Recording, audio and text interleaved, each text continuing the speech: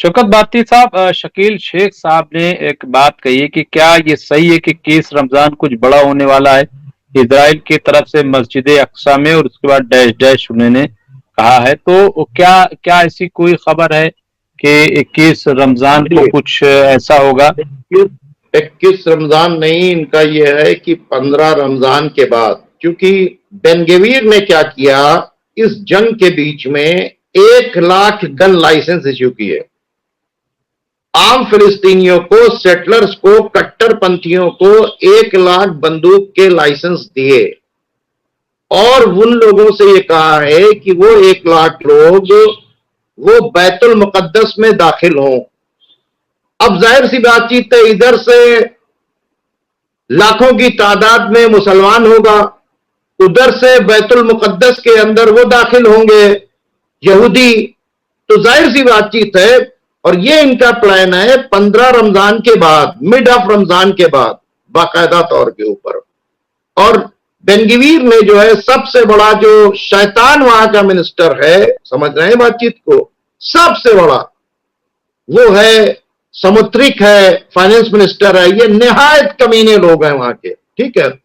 इन लोगों ने बाकायदा तौर के ऊपर इन लोगों को, जो यहूदियों को, कि जाकर वहां के ऊपर बैतुल मुकद्दस में एंट्री लेकर वहां पे डिस्टर्ब करो। तो ये एक प्लान है बाकायदा तौर के ऊपर, जो, और उन्होंने छुपा के नहीं, इसको डिक्लेयर कर दिया है बाकायदा तौर के ऊपर कि अब वहां के ऊपर जाएंगे। जाहिर सी बातचीत है, जब इतने लोग जाएंगे वहां, नमाजी नमाज पढ़ रहे हैं, उनको डिस्टर्ब करेंगे तो टकराओ, कत्लो गारतगरी तो होगा ही होगा। तो ये इसका प्लान है, ये जो बता रहे हैं, इस तरह की न्यूज है। शौकत बाती साहब, आज हमने जो अपना थंबनेल बनाया है उसमें ये कि इस्लामी ममालिक में इंकलाब, तो ये जो आवाज, आपको क्या लग रहा है कि क्या इस रमजान में या कुछ ऐसा, क्योंकि कई ऐसी चीजें सुनने में आई हैं, कई बार हम लोगों ने इस पे डिस्कशन भी किया है कि लोग अवामी सतह पर बड़ी नाराजगी है और हुकूमतें जो है वो प्रेशर में हैं। क्या लग रहा है कि क्या इंकलाब मुमकिन है? क्या वो खुल करके लोग आवाम सड़क पर आ सकते हैं? क्या सिचुएशन है? देखिए, जो अरब कंट्रीज हैं, उन्होंने वहां की आवाम को, यकीन मानिए, गुलामों से बदतर बना रखा है। आप समझ रहे हैं, गुलामों से बदतर बना रखा है।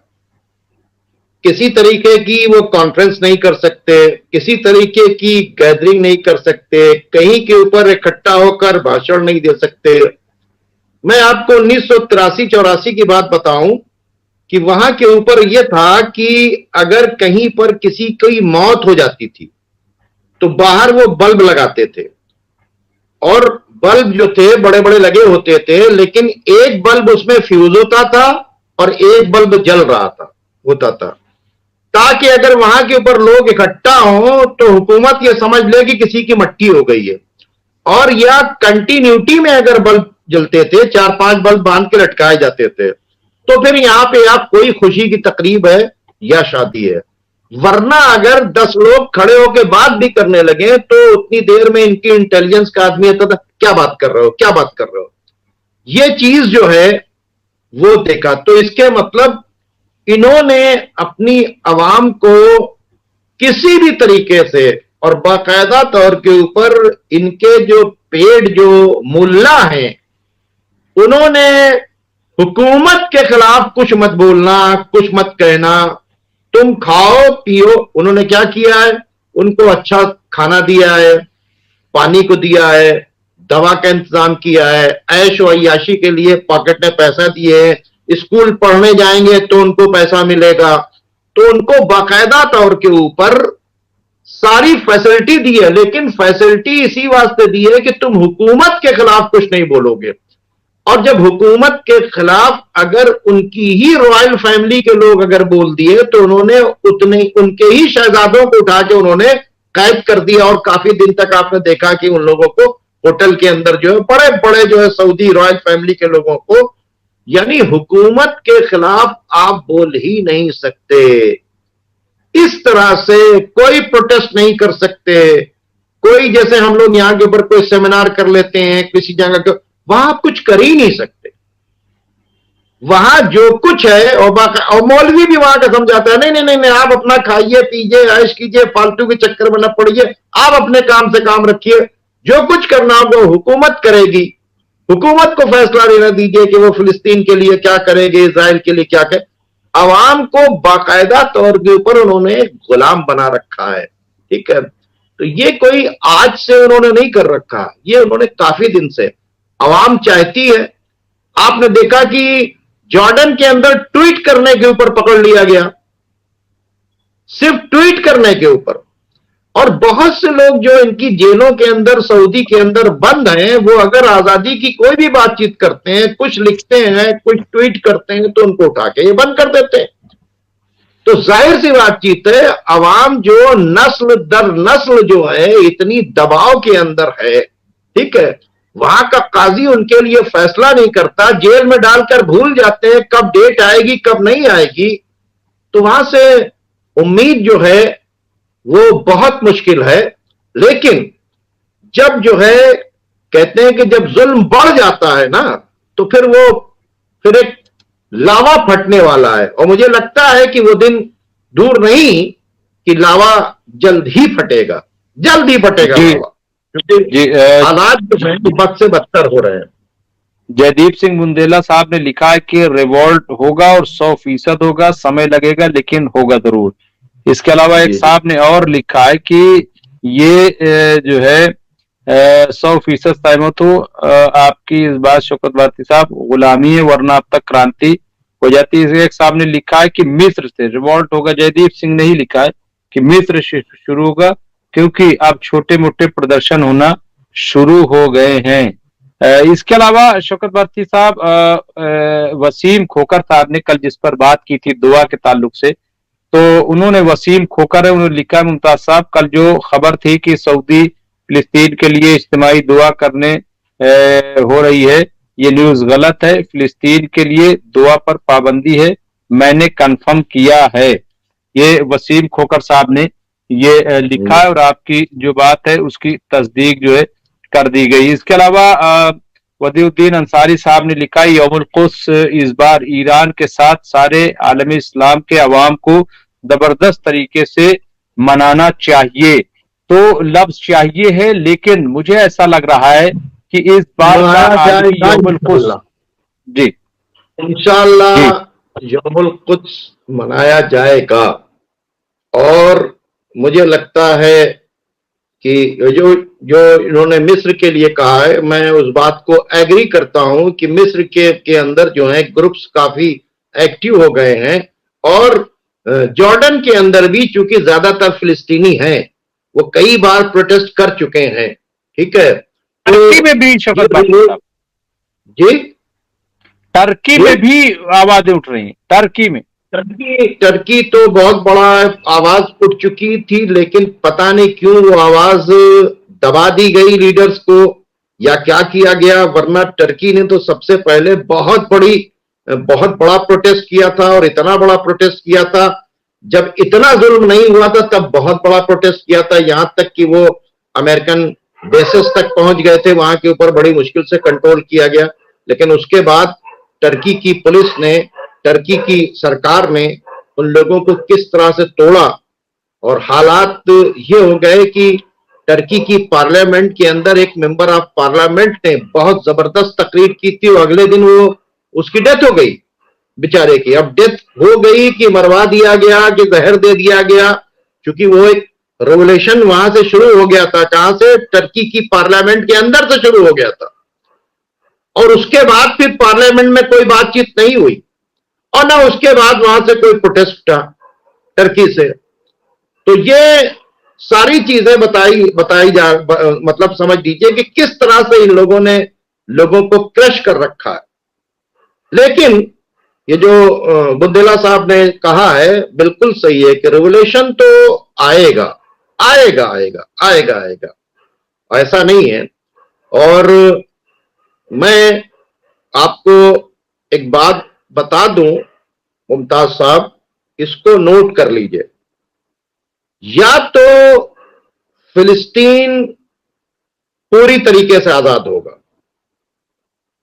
या तो मिडिल ईस्ट से अमेरिका और फिलिस्तीन दोनों नहीं, या तो अमेरिका और इजराइल दोनों यहां के ऊपर बर्बाद होगा, और मिनिमम यह होगा कि टू नेशन थ्योरी पर यहां पर बातचीत होगी। टू नेशन थ्योरी जो है, समझे, 1967 की पोजीशन पर इजराइल को जाना ही जाना होगा मिनिमम। मैक्सिमम यह होगा कि इजराइल भी खत्म होगा, मिडिल ईस्ट से अमेरिका के तमाम अड्डे भी खत्म होंगे। दूसरा बात यह, या तो इजराइल खत्म होगा या इजराइल और मिडिल ईस्ट के अड्डे सब खत्म होंगे, या मिनिमम यह होगा टू नेशन की बातचीत होगी, यानी गजा खाली हो जाए, खत्म हो जाए, यानी रफा से अगर ये हटा भी देंगे सारे फिलिस्तीनियों को, उसके बावजूद भी इस जंग को कोई रोक नहीं पाएगा। ये आप लिख लीजिए, ये आप लिख लीजिए, इस जंग को कोई रोक नहीं पाएगा, और बढ़ेगी तो मिडिल ईस्ट से अमेरिका का भी वर्चस्व खत्म होगा और इजराइल भी खत्म होगा। ये जमीन फिलिस्तीनियों को हर हाल में मिलेगी, आज मिले कल मिले। तो ये इसको अब कोई नहीं रोक सकता, क्योंकि इसके लिए इतनी कुर्बानी दी गई है, इतने मासूमों ने कुर्बानी दी है और इस तरह से जुल्म बर्दाश्त किए हैं, तो जाहिर सी बातचीत है उसका तो कुछ ना कुछ रिजल्ट मिलेगा जरूर। शौकत भारती साहब, अभी एक साहब ने लिखा, वो मिल नहीं रहा है, उन्होंने कहा कि ईरान के सदर जो है, उन्होंने कहा कि इजराइल जो है वो पूरी तरीके से तबाह होगा। तो क्या क्या लग रहा है कि इजराइल क्या निशाने पर तो है और जंग तो है? ये 3 दिन पहले का उनका जो है ये बयान है जनरल कानी का, ठीक है, कि ये बयान है कि वो पूरी तरीके से तबाह होगा। अब ये कोई हवा में ये लोग बात नहीं करते, क्योंकि जिस तरह की मिसाइल्स और जिस तरह की चीजें धीरे धीरे, अभी आपने देखा कि हौती की तरफ से आई, आज जो है क्या नाम है, अमेरिका ने इसको कहा कि पहली बार यह हुआ कि एक साथ जो है 22 मिसाइल, वो भी डिफरेंट टाइप की, 18 यूएवी और 2 जो है क्रूज मिसाइल और जो है क्या नाम है एक बैलिस्टिक मिसाइल। हम तो रेड सी के अंदर जो है सेकेंड वर्ल्ड वॉर का एक्सपीरियंस कर रहे हैं। तो ये कोई छोटी बातचीत नहीं है। तो अब ये अगर देखा जाए तो फिलिस्तीन के पीछे बाकायदा तौर के ऊपर हिजबुल्लाह भी खड़ी है, बाकायदा तौर के ऊपर हमास भी खड़ी है, बाकायदा तौर के ऊपर इस्लामिक रेजिस्टेंस ऑफ इराक भी खड़ी है। और जिस तरह से क्या नाम है आप देख रहे हैं कि धीरे धीरे मामला बढ़ रहे हैं, और क्या नाम है सीरिया ने यह कहा है कि हम अपनी गोलान हाइट्स को वापस लेंगे। तो जंग जो है वो चारों तरफ से बढ़ेगी, बहुत धीरे धीरे बढ़ेगी, बहुत धीरे धीरे बढ़ेगी। और पुतिन का इलेक्शन भी जो था वो भी 6 साल के लिए जीत गए हैं। पुतिन के इलेक्शन को डिस्टर्ब करने के लिए वहां के ऊपर उन्होंने साइबर अटैक की मतलब एक पूरी कोशिश कर ली थी। इससे एक मैसेज भी गया कि पुतिन के साथ पुतिन की पब्लिक खड़ी हुई है, और पुतिन बाकायदा तौर के ऊपर फिलिस्तीन के फेवर का आज उन्होंने बयान भी दिया है बाकायदा तौर के ऊपर। तो यह भी एक मैसेज जा रहा है पूरी दुनिया को कि इस वक्त फिलिस्तीन के साथ जो है चाइना, ईरान, फिलिस्तीन, लेबनान, यमन, इराक, सीरिया ये खड़े हो रहे हैं। इतना सपोर्ट कभी नहीं मिला, इतना सपोर्ट कभी हमास को नहीं मिला।